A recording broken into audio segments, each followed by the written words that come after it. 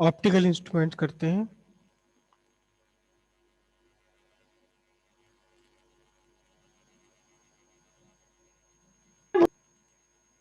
Optical instrument, optical instrument क्या है? एक ऐसी डिवाइस है that form large large virtual image, large virtual image, large और वर्चुअल इमेज जो बनाता है to give angular magnification, angular magnification provide कर दे लार्ज और वर्चुअल इमेज बना के। तो अब एंगुलर मैग्निफिकेशन क्या है? एंगुलर मैग्निफिकेशन क्या है? एंगुलर मैग्निफिकेशन के लिए पहले हमें समझना पड़ेगा क्या angle subtended, angle subtended bye a body on I.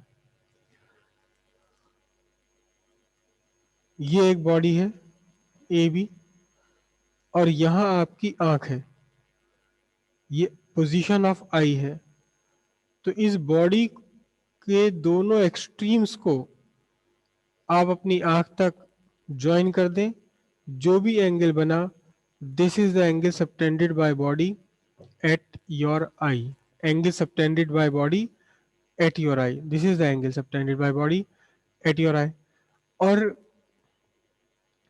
कहीं पर कोई इमेज बन रही है, सपोज यहां इमेज बन रही है,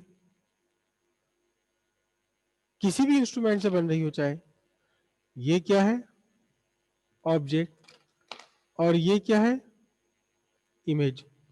तो इमेज को आप अपने आंखों तक मिला लीजिए, ये एंगल हो जाएगा angle subtended by the image at eye, और इसे हम बोलेंगे क्या?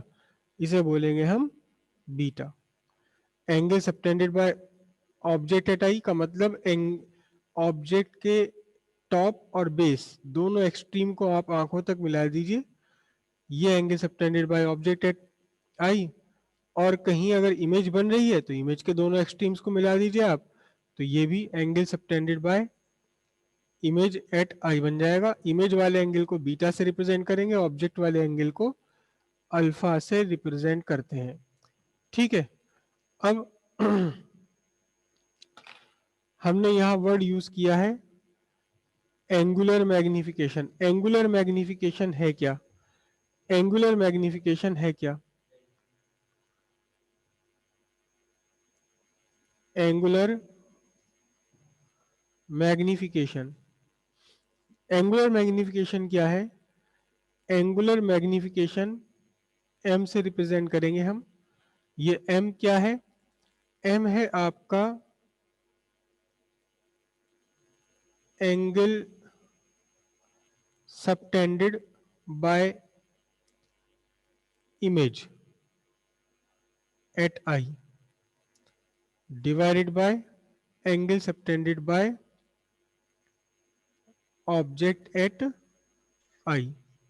लेकिन इसके साथ में, दोनों ही एंगल के साथ में गिवन कंडीशंस होती हैं। गिवन कंडीशन, इसके लिए भी गिवन कंडीशन है। जो कंडीशंस गिवन है उन गिवन कंडीशंस के अंदर angle angular magnification is the ratio of angle subtended by image at eye to the angle subtended by object at eye. Given conditions होनी चाहिए दोनों के लिए, कि डिपेंड करता है कि ऑब्जेक्ट कहाँ है और इमेज कहाँ है। जितने भी हमारे माइक्रोस्कोप है, माइक्रोस्कोप है, उन माइक्रोस्कोप सिंपल माइक्रोस्कोप है या कंपाउंड माइक्रोस्कोप हो, तो सिंपल माइक्रोस्कोप, कंपाउंड माइक्रोस्कोप में ऑब्जेक्ट का एंगल फाइंड करने के लिए एक कंडीशन है क्या? Object is at L D D V. Object कहां रखा होना चाहिए? ऑब्जेक्ट LDDV पर रखा हुआ होना चाहिए और कहीं नहीं। माइक्रोस्कोप्स के लिए, माइक्रोस्कोप के लिए जब हम फाइंड करेंगे एंगल सबटेंड बाय ऑब्जेक्ट, तो फिर ऑब्जेक्ट को कहाँ रखना है? LDDV पर रखना है। LDDV क्या है? LDDV ये वो मिनिमम डिस्टेंस है, मिनिमम डिस्टेंस, या मिनिमम का मतलब यहाँ लीस्ट है, ये least distance, least distance at which object placed is clearly visible.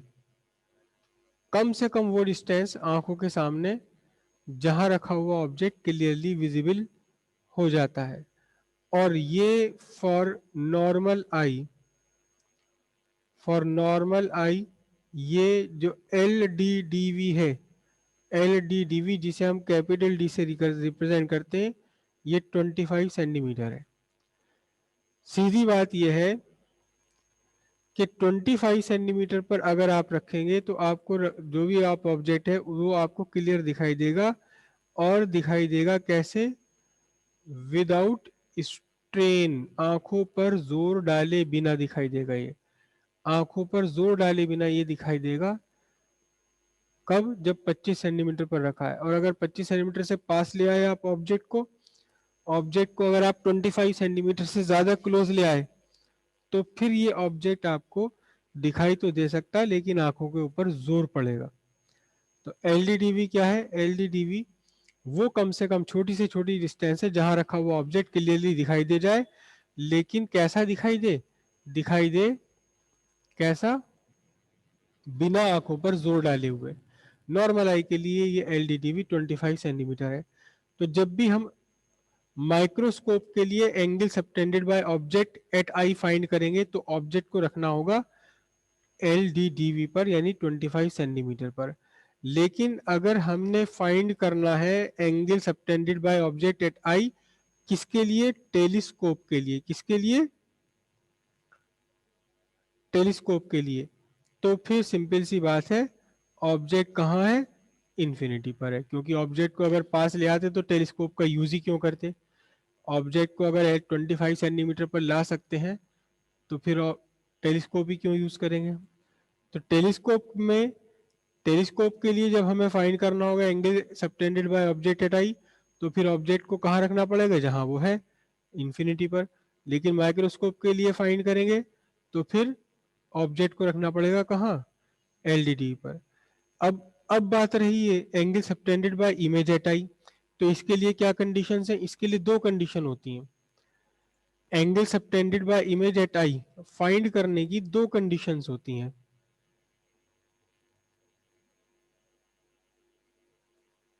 Angle subtended by image at eye, इसमें दो कंडीशंस होती हैं। पहली कंडीशन जिसे हम बोलते हैं नॉर्मल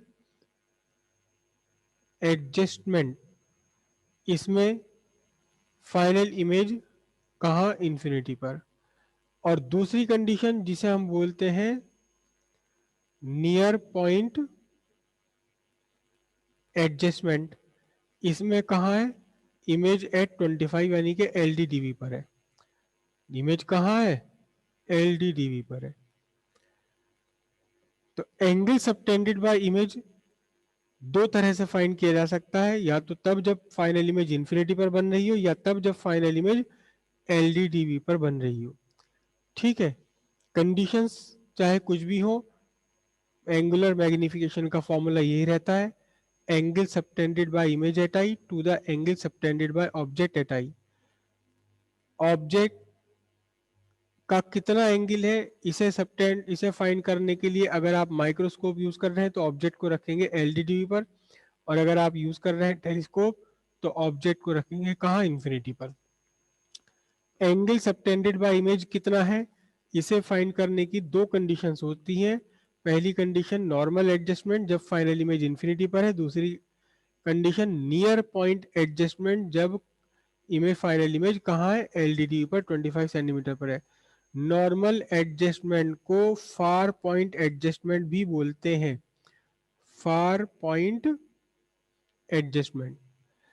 लेकिन अगर आपके साथ आपको कोई मैग्निफिकेशन का फॉर्मूला ड्राइव करने के लिए आता है, लेकिन आपसे ये नहीं कहा गया कि वो कहाँ बनाना है, नियर पॉइंट बनाना है या बनाना है आपको नॉर्मल एडजस्टमेंट में, तो फिर आपका जो डेरिवेशन है वो डेरिवेशन किसके लिए होगी, वो डेरिवेशन नियर पॉइंट एडजस्टमेंट के लिए बनाना पड़ेगी आपको। पूरी डेरिवेशन आपको करनी पड़ेगी नियर पॉइंट एडजस्टमेंट के लिए, जब फाइनल इमेज कहाँ है, फाइनल इमेज LDDV पर बन रही है।